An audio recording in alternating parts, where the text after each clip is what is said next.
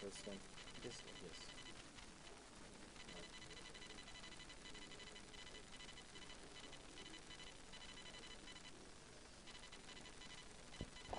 Well, good afternoon. I think we'll go ahead and get this session started.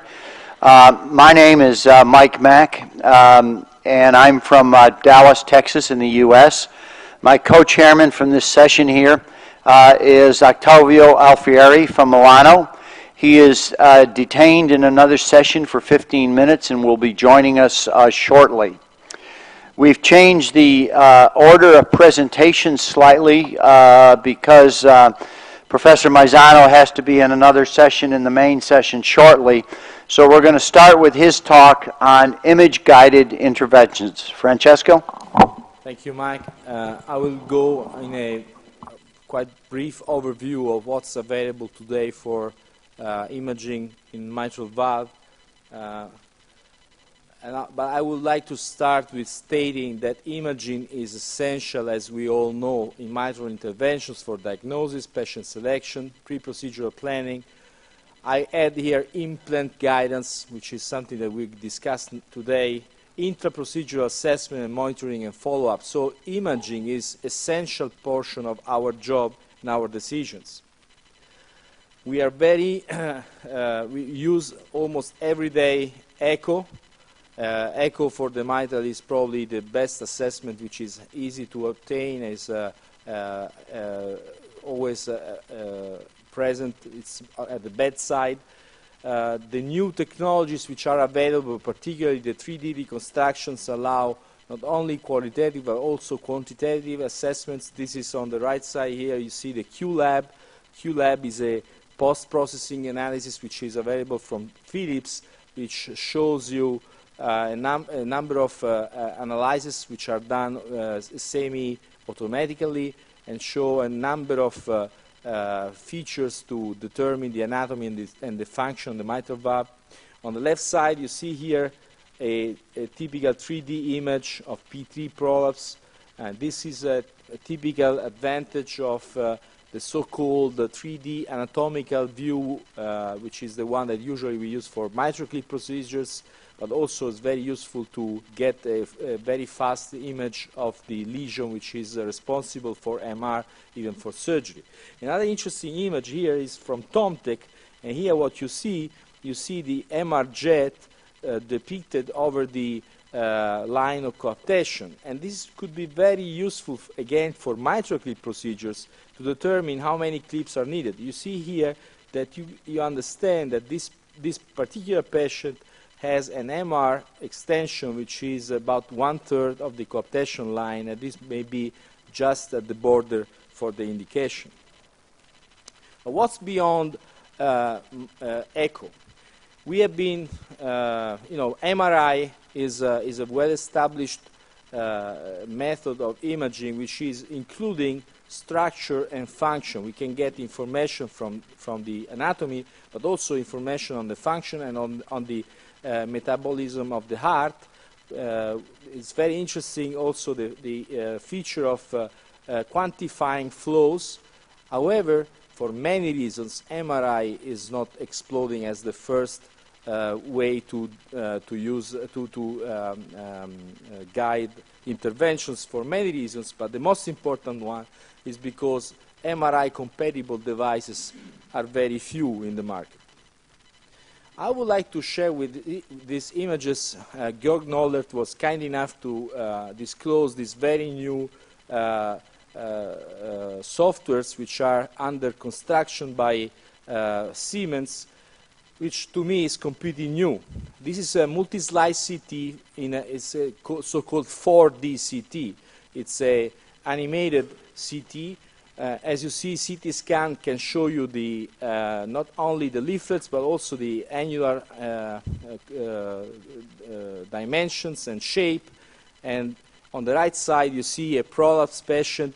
What you can see here, the software can develop the simulated mitral valve leaflets, can develop also the stress on the leaflets and show the prolapse area, which is also nicely shown here in a short axis view, which is very similar to the transgastric short axis view that we can get from 3D echo. All these images are very important, very interesting for planning procedures. We will learn about image-guided procedures, and I think this will be probably becoming, if not standard, at least will becoming something which will be an alternative to 3D echo.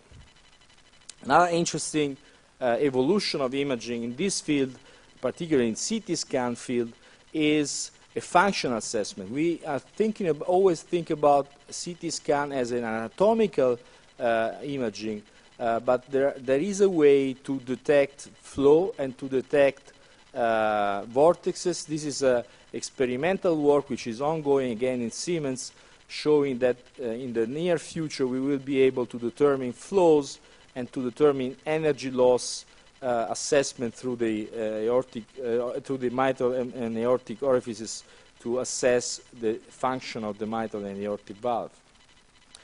I will go now into a more detailed chapter, which is planning and guidance of procedures. And again, this is a very nice case which I just obtained from Dr. Kapadia Clinic, who has collected this beautiful example of how image guidance can help procedures which can be sometimes very complex. This is a transcatheter closure of a perivalvular leak of the mitral valve. You see the typical image on the echo of the mitral prosthesis with a perivalvular leak, and this is a typical transesophageal echo depicting the leak of the mitral valve. This is the image that you can obtain with the CT scan today. Most of our hospitals have a multi-slide CT which is reconstructing the 3D anatomy, shows exactly all the features which are needed to plan an intervention. You can see obviously the mitral valve prosthesis here, which is implanted in the normal position. And after you obtain these images, you can process them with this kind of softwares and get the informations which could be helpful also to plan the access site, but technology can go even beyond this. So if you have a suite which allows rotational angiography and DynaCT, you can obtain from this image a set of images which can be reconstructed and put into the 3D matrix and go for a fusion image. So what you see in this slide, you see a fusion of images between the preoperative scan and the intraoperative rotational angiography. The two images are then fused and put together. Although this is a very complex task, today softwares can be quite fast to deliver the final result of the fusion, and this is actually the fused image which is available. But this is not the real important image that we need, because the next one will be very important for the operator. At this time, you have markers on your fluoro image which shows you the position of the aortic valve, the mitral valve, the position of the transeptal puncture, and the position of the perivalvular leak. So there is a way to obtain informations which are critical for the guidance of the procedure using this multimodalities new imaging. So there is a long way from our conventional direct vision. This is double orifice repair. Very beautiful image. We have a direct view of the structures, direct view of the anatomy. Unfortunately, what we miss here is the function, but we see very well the anatomy. We learned how to go from this direct view to video-assisted vision. Video-assisted vision. This is a robotic procedure doing the same procedure. We're still having a open heart view, but it is closed chest. And again, we are doing a double orifice. Next step has been to go into echo-guided interventions. Again, this is a double orifice treatment, double orifice surgical repair, let's call it. Instead of a suture, we have a clip, but again, it's totally echo-guided, and this is again, there is no direct view, there is no skin incision. What's the next step? device tuning. And these are, I will show you two examples. You have already seen these two examples in the Techno College, showing that today there are few devices which can be adjusted after the implantation. So you implant them as you do usually in a surgical approach, but then you can adjust their size and shape after the implantation. This is an example here, which is not running, unfortunately, because of the well-known well-known problems with the AV this year at Geneva. And thanks God, I'm done. It's frozen. Thank you. but so we need to call help. But basically, the concept here is that we're moving towards a new concept, which is not only guidance of the implantation, but also guidance of the fine-tuning. So we use the same approach as the mitral clip, that we have not only anatomy, but also function visible by echo. So we see the MR jet, and under beating heart conditions, we can modify the devices that we implant under physiologic conditions using echo guidance to obtain a better physiological result. And this is the end of my talk. Thank you very much, Francesco. Could we first of all have the audio-visual person in the room come up and get the computer unfrozen here? This happened in the last session, and we had about 15 minutes of downtime. So if we could start working on this now, it would be great. Are there questions for Francesco? Francesco, for routine mitral valve surgery at the current time, how valuable do you think three-dimensional echo is? 3D echo is very valuable when you want to... Why don't you come on over here and join me and let them work? You know, I think 3D echo is very valuable to get a sketch of the valve, which is easy. It's a message which is easy to transfer between the operators. We know that if you want to have a close-up view of the lesion, then usually we switch from 3D to 2D. But 3D is becoming more and more a typical imaging for decision making. Could I see a show of hands from the audience? How many have 3D echo in their operating room? Could you raise your hands? How many use it routinely for their mitral valve procedures? So probably about 10 to 15% of the room is all at the current time. Would you advise everybody to go out and get 3D echo? Well, I think it adds power to the diagnosis, so I think it makes sense to have 3D. Again, I don't think that 3D is really modifying the ability of making a diagnosis. I think it probably enables a better understanding. There are cases where the 3D image solved some uncertain diagnosis. So, for instance, there are cases where you want to know whether the prolapse is P3 or is the commissure. That is a typical issue when you have 2D. It may be misleading. 3D will give you this answer very easily. Or maybe you want to know if it is a flail or is a perforation. This could be also a good method to use a 3D. But for sure, 3D is very helpful to guide the intervention. So we're not talking about surgery, conventional surgery, but interventions. 3D is fundamental. So I would like to welcome Professor Alfieri, who has joined the session here. Tavio, we're in a PowerPoint freeze here with the computer system frozen up. So we have an unknown delayed period of time. So you can either come up here and start doing a tap dance and entertaining the audience, or we can entertain questions from the audience, either about Francesco's talk or about the mitral valve field in general. Anybody have any burning questions? I guess we're all going to sit here in silence. You know, and also I'm not prepared to dance, you know, this is the problem. Well, we can... So do we have any word from our audiovisual people? Are they all left for coffee?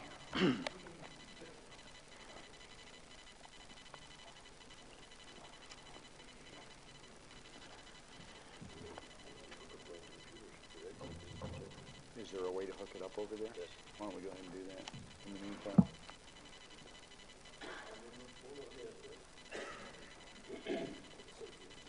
So we can hook up his computer? The guy's on the run. It's running. Well, they could, yeah, same thing happened last session. It took 15 minutes and they couldn't fix it. Okay.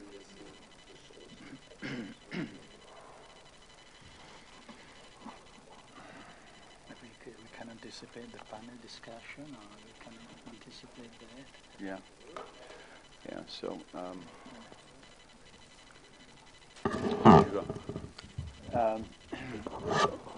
Volkmar, why don't you come up and join us here? Where's he at? No, yeah, come on up and join us at the table. Not dancing. Yeah, I know you can play music, but I know you can't dance. So the topic of the session is adjustable rings. And I think that that's obviously why you're here. How many see a value of them right away? I mean, is it clear that you need an adjustable ring? Or you're here to find out if you need an adjustable ring? Anybody have any senses to that?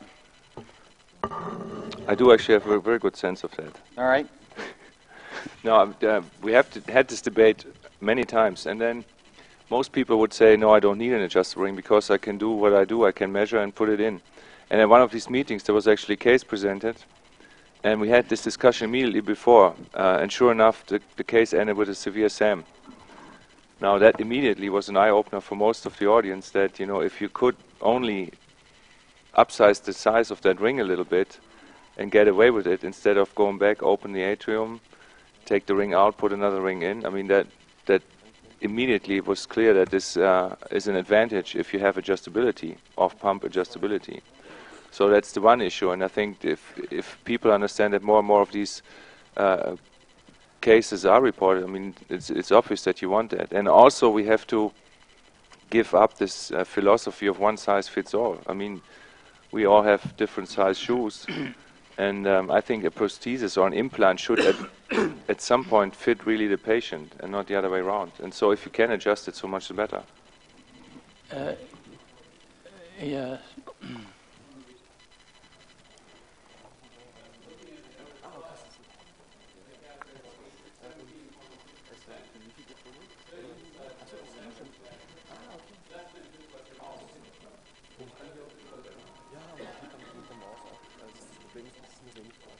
Are you pressing on the Yeah, I'm pressing a button. Okay.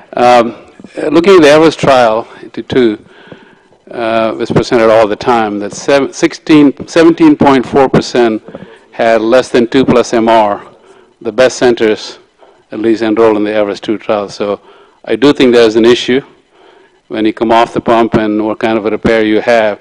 We all think that we have no regurgitation or trace regurgitation.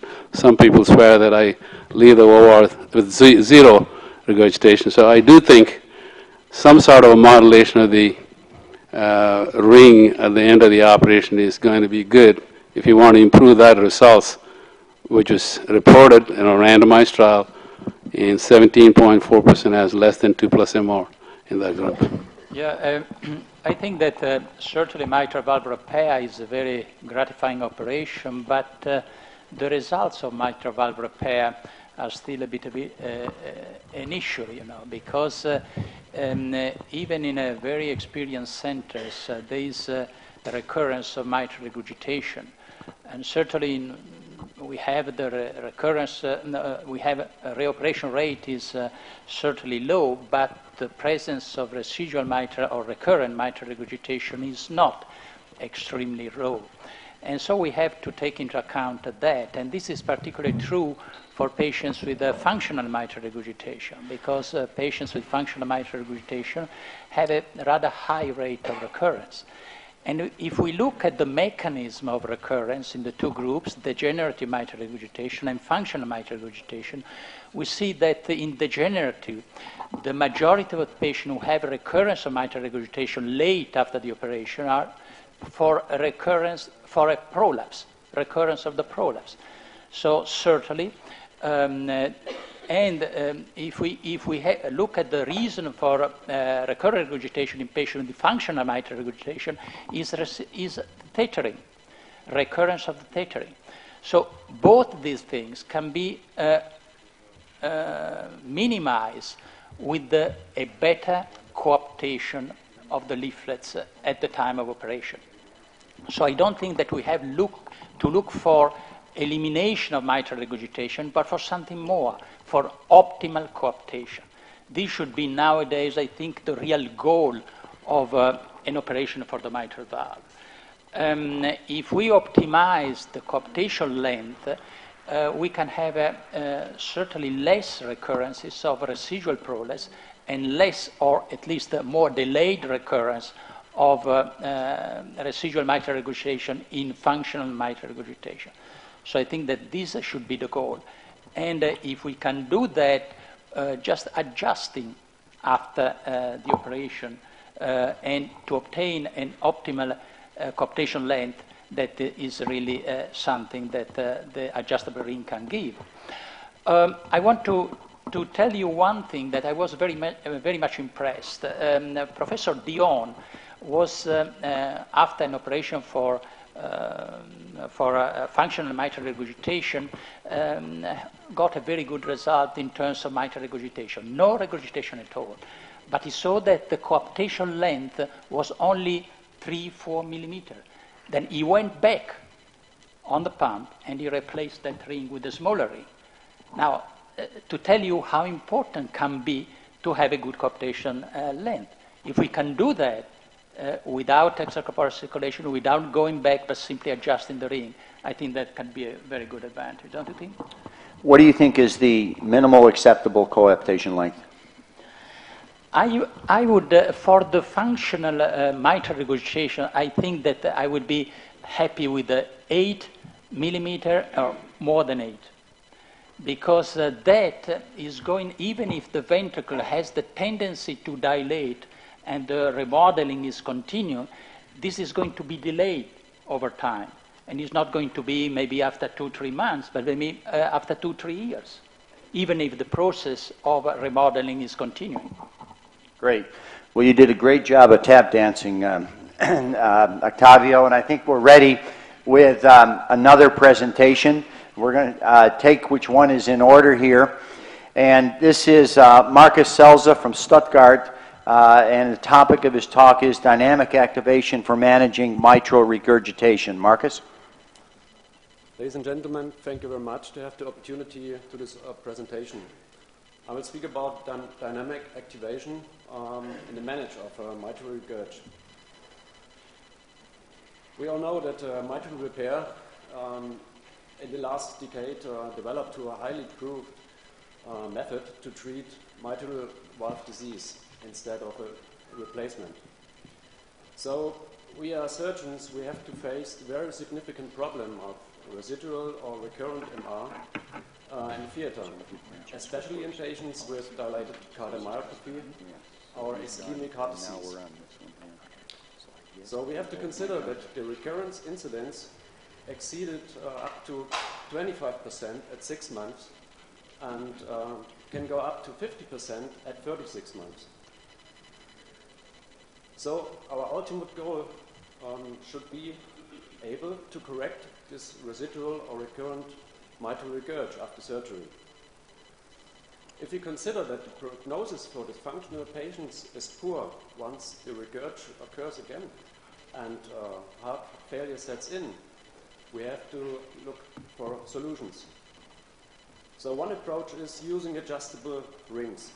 And I would like to introduce the concept of dynaplasty in a little more detail now. So we still have the conventional implantation method. In the theater, we implant our rings. And now we got a possibility for an acute or for a late-stage activation. Still using radio frequency energy applied by a generator, and which enables us to change the shape of our annuloplasty ring. So we are able to correct a residual MR still in the theater after closing the atrium on a beating heart, maybe off pump, under echo control. Our opportunity is to correct a recurrent regurgitation when it occurs even months or years later, maybe by a physician. On the right side, you can see the first generation device. There's the annuloplasty ring, which are two cables connected to the ring via a little helix. And the difference to the second generation device on the left-hand side, now we have a permanent electrode which is connected to the ring and which we can lead through the thoracic hole and implant subcutaneously. Here you can see the movement of the ring if you apply this radio frequency energy.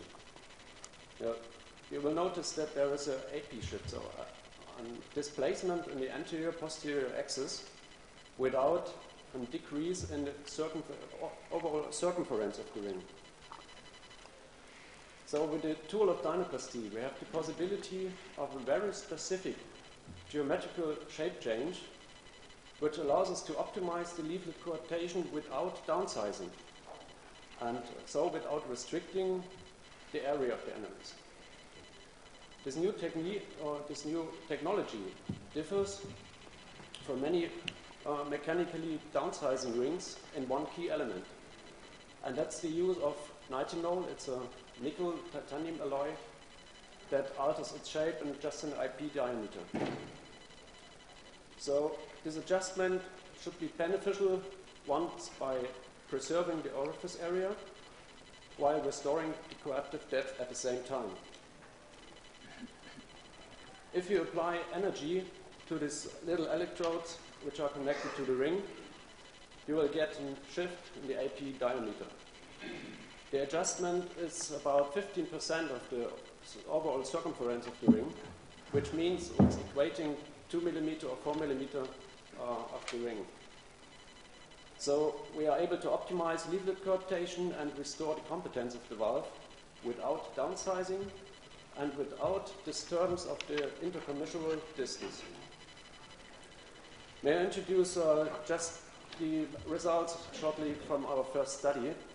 They were treated about 30 patients in Europe, and from these 30 patients we had 7 activations of the ring. These are the numbers of the patients we treated in Stuttgart, which were admitted with a degenerative disease, mainly Mitral syndrome, concomitant by annular dilatation. There was just one patient with a restrictive valve. So mainly we used the minimal invasive approach. There was just one guy with a committed coronary bypass grafting. Other procedures were cryoablation, PFO closure, and left appendage resection. So we used ring sizes between 30 and 36, and in the end we had 2 patients with a mild residual MR and decided to activate the device. If you look to the results of the follow-up after 6 months post-implant, we will have good results from nearly 0 till 0.5 in MR grade, and in the non-activated patients up to 1 to grade 1. I would like to show you just one example of the 65-year-old patient which we treated with the device. And I hope you will agree that this valve doesn't look very confident for repair. She was admitted for severe mitral regurg, tricuspid regurg, and long-lasting AF. So additionally, on the posterior leaflet, she had 2 invitations, which we closed. In the next step, you see the implanted ring, with still the wires on connection. And we closed the atrium, let the heart beating, and saw in the echo mild regurgitation. And there was one lady we activated, and this is the activation sequence from about 30 seconds. And you can see, not very clear, but you can see the mitral regurg, the residual regurg, which will nearly completely disappear in the end. In the meanwhile, the lady is totally recovered in NYHA 1. There is no regurg at all on tricuspid on mitral valve, and is in permanent sinus rhythm. So the outlook, I can say, the tool of late-stage activation is definitely a tool for better repair.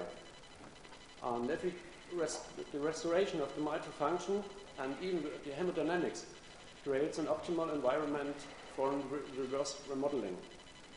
If we can see a long-term survival benefit, we have to wait up further results. And I'm very confident that we can continue with the second phase study within the next 2 weeks. The technology vision could be to develop another device for the right heart, for the tricuspid ring, which enables us to treat biventricular and restore biventricular valve function. Thank you very much.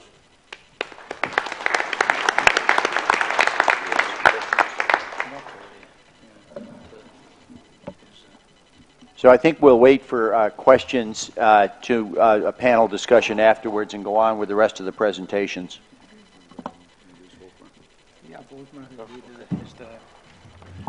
Next presentation will be by Professor Falk on mitral valve repair using adjustable rings from concept to clinical application. So, Chairman, ladies and gentlemen, thank you for the opportunity to present here. I will also talk about an adjustable mitral ring, which is a little bit different from what you've just seen. Markus has already pointed out that we are aware of the advantages that mitral valve repair provides. However, that there's still technical challenges that exist. And of course, we have already mentioned that cooptation matters, that we have residual MR, and of course, we all want to improve our outcomes. And the truth in mitral valve repair is that still today, only 60% of all repairable valves are repaired. And interestingly enough, if you talk to companies, one of the most sold rings is a 28, maybe 30. And that is despite the fact that most of the repairs are done in degenerative mitral valve disease, where you usually should have larger rings. Now, the reason for this may be that people are afraid of having residual MR and then intentionally put in a small ring to begin with. And I don't think that is a particularly good idea. So the fear for residual MR can actually trigger the use of a smaller than necessary implant. And I think that is a very common problem that has never been addressed really. Now the ring I'm going to talk about varies a little bit in design because it's a mechanical adjustable ring. It was initially developed by Mitral Solutions, then went over to St. Jude, and I will also talk a little bit about the results of the clinical trial was done. So the idea of the adjustment is if you have a too small orifice, let's say you have a gradient on the valve, you can easily enlarge it. There's a second scenario where you want to enlarge it with SAM, or let's say you have a good cooptation, but you can still increase the available orifice area for that patient by just increasing the AP diameter, and as long as you have good cooptation, just give the biggest possible orifice area for that patient. And of course, there's instances where you want to downsize, and that is if you have residual MR or if your cooptation is not completely satisfying. So the theory of operation of this ring is a little bit different because it's, as I said, a mechanical device. You have here the tool that engages with the gearbox, and by turning the tool, you activate that gearbox, and that will then pull some ropes within this ring, which in turn then changes the diameter of the ring. And here you can see the mode of function. The drive gear rotates the driven gears, and by that the coils are driven, and that reduces the AP diameter in this particular implant. It is to say that in comparison to the ring you just saw, one of the advantages of this concept is, of course, that it is reversible. So let's assume you have done your implant and you induce a change with radio frequency at this point. This is a one-way thing. So you may actually not know what happens once you have induced a change. The valve may look completely different. If you're lucky, you get the desired result, but it may as well be that you end up having done something to the valve which is even worse than before, and then of course you had to take out the ring. So here you could actually play a little bit, make it bigger or smaller as you wish. And you can do these changes on CPB, of course, while you do your sealing probe. You can actually do an initial testing and adjust the ring if you wish, and you can do the same thing off pump, of course. Now the preclinical experience, I'm not going to go through all these slides because we lost already some time, showed that you can easily reduce MR by turning the screws on this ring and then just change the IP diameter. And probably more important, you increase the leaflet coaptation depending on how you downsize the ring. And what is also important is that there was no tissue dehiscence even after extreme downsizing, at least in this animal model. And of course, good endothelial ingrowth. And this is shown here. This is an animal implant after 120 days, and you can see that the ring is actually healed on very well. Now I was just briefly talk about the study that was done. It was a multi-center trial in patients with mitral regurgitation.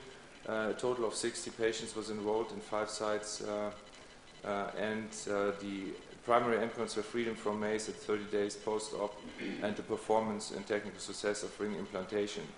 And secondary endpoints, of course, reduction of MR and freedom from MACE at 6 months, 1 year follow-up.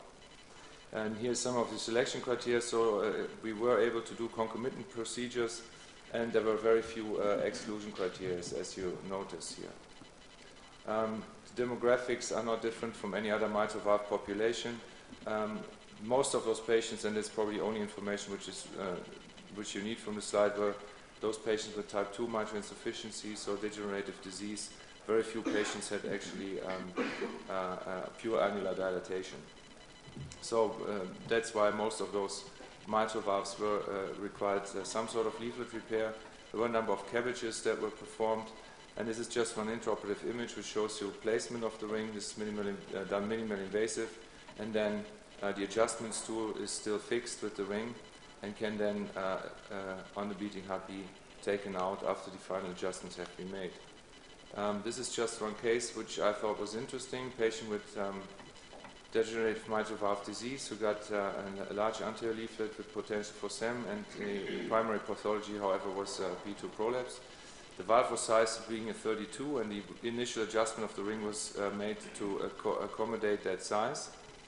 And on the echo, we could see that we had very large coaptation, as a matter of 13 millimeters, so we increased the size from 32 to 36, and then even went up higher because there was still a coaptation length of 9 to 10 millimeters once the ring was enlarged to be a 38.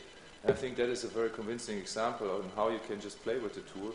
Of course, we had a competent mitral valve in the beginning. There was not much of a gradient, but if you can increase the size of the annulus, then probably that is something that the patient benefits, maybe especially under stress conditions. There's of course other examples. This is just another patient with a P2 repair. You see the pre and post repair results eventually. Not. Yeah, but you know how that looks anyway, I guess. And this is, here you can see the coaptation, 12 millimeters, and that was, of course, sufficient in this case. Functional MR, as I said, we had very few patients. This is just one example of central MR, and this patient had also the device implanted. Here you can see the echo dense adjustment tool, which is still in place here.